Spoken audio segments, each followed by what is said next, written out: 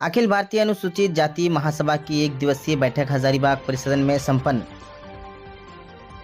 अखिल भारतीय अनुसूचित जाति महासभा की एक दिवसीय बैठक रविवार को हजारीबाग परिसदन में उत्साहपूर्वक माहौल में आयोजित की गई। बैठक में हजारीबाग समेत आसपास के कई पंचायतों से बड़ी संख्या में लोग शामिल हुए। बैठक की अध्यक्षता महासभा के वरिष्ठ नेता वासुदेव राम ने की, जबकि संचालन का दायित्व नंदू प्रसाद ने निभाया। बैठक में संगठन को मजबूत बनाने, समाज के लोगों को संगठित करने और सामाजिक जागरूकता पर विशेष चर्चा की गई। बैठक में मुख्य रूप जो सभा का आयोजन किया गया है, ये मुख्य रूप से संविधान को लेके जागरूक हम लोगों को कर रहे हैं और संविधान ही है जो इस देश में समता, स्वतंत्रता, न्याय और बंधुत्व का राज स्थापित करेगा।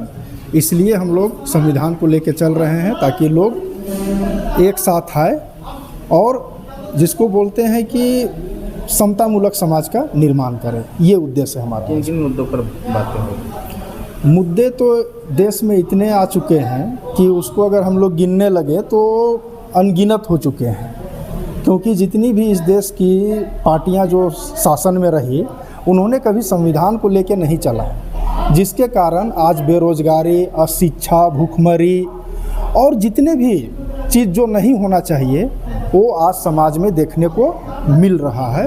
तो वो सब तमाम जो मुद्दे हैं उसको हम लोग लेके चल रहे हैं और जो आज का युवा हो, जो महिलाएं हो, जो शिक्षित बेरोजगार है, उन सभी मुद्दों पे हम लोग चर्चा कर रहे हैं कि आखिर इसका समाधान कैसे किया जाए। आज यहाँ पे अनुसूचित जाति का एक पूरे हजारीबाग जिला का बैठक है, उसमें हम लोग ये भी देख रहे हैं कि अनुसूचित जाति के लोग तो भूमिहीन हैं। अगर वो भूमिहीन है तो उनका जाति प्रमाण पत्र कैसे आएगा, उनके आवास कैसे बनेंगे, उनको शिक्षा कैसे मिलेगा।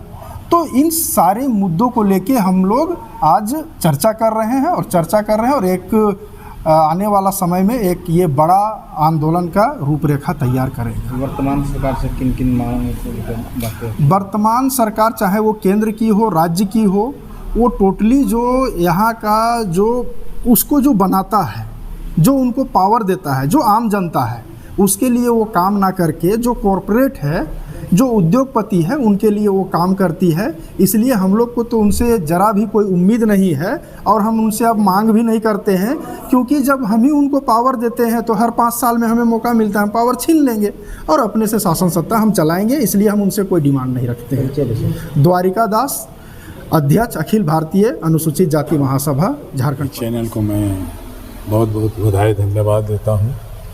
देखिए, हम लोग को आज एक कार्यक्रम जो है राजनीतिक कार्यक्रम नहीं है, टोटल सोशल एक्टिविटी है। समाज को बिखराव से कैसे बचाया जाए, how to save my society, इसके तहत ऑल इंडिया शेड्यूल कास्ट महासभा बैठक बुलाई है। और ऑल इंडिया शेड्यूल का हमारे समाज में, सभी समाज में, मेरे समाज में नहीं, सभी समाज में जाति में बटा हुआ समाज है। तो सबसे पहले जाति तोड़ो समाज जोड़ो पर आज हम काम करने चले हैं। और मेरा लक्ष्य है कि जिस समाज की जड़ें मजबूत नहीं होगा, वो समाज की राजनीतिक जड़ मजबूत हो ही नहीं सकता है या उस सत्ता में भागीदारी हो ही नहीं सकती है। तो सबसे पहले हम तो कांशीराम जी साहब के साथ हमने काम किया है 13 साल और उत्तर प्रदेश कई राज्यों में प्रभारी भी रहा है। तो मैं तो यही देखा है कि जब जो समाज पहले मैं तैयार नहीं होऊंगा तो मैं किसी दूसरे समाज को क्या तैयार करूंगा। अगर शेड्यूल कास्ट के यहाँ पर 56 लाख आबादी है और ये छोटे छोटे टुकड़े में बैठ के इकट्ठा नहीं हो पा रहे हैं, अगर 56 लाख लोग इकट्ठा हो जाएंगे तो हम माइनॉरिटी से लेके पिछड़ा समाज भी मेरे साथ चलने के लिए तैयार हो जाएगा। तो मेरा लक्ष्य है और तभी समाज में उचित भागीदारी मिलेगी। भागीदारी मांगने से नहीं मिलता, हासिल करना पड़ता है और हासिल करने के लिए रास्ते तैयार किए जाते हैं। आज के युग में कोई गरीब नहीं है, कोई कमज़ोर नहीं है, सबके पास पैसे हैं। मेरा समाज तो पूरे झारखंड में 2 करोड़ रुपया के एक दिन में दारू पीता है शाम को। मैं जिस समाज से हूँ, अनुसूचित जाति से, मेरा समाज 2 करोड़ के दारू पीता है और मीट खाता है। उस समाज बोलता है क्या कर रहा है सत्ता वाले, चाहे बीजेपी हो या कांग्रेस हो या तमाम लोग हैं, भिखमंगा बनाने का काम कर रहा है। क्या मुआवजा में 5 किलो चावल, साड़ी और कुछ पैसा के प्रलोभन देके सत्ता में केंद्रित होना चाहता है और केंद्रित है। तो अगर इससे हमें बचना होगा तो समाज को परिवर्तन के लिए पहले समाज को बौद्धिक क्षमता से जोड़ने की ज़रूरत है। एजुकेशनल टाइप, जब तक उसका एजुकेशनल पावर सही नहीं होगा, और एजुकेशन 2 तरह का होता है, एक डिग्री का एजुकेशन होता है, एक सामाजिक एजुकेशन होता है। Social education is necessary for development of society. सामाजिक शिक्षा जो है वो ज़रूरी है समाज विकास के लिए।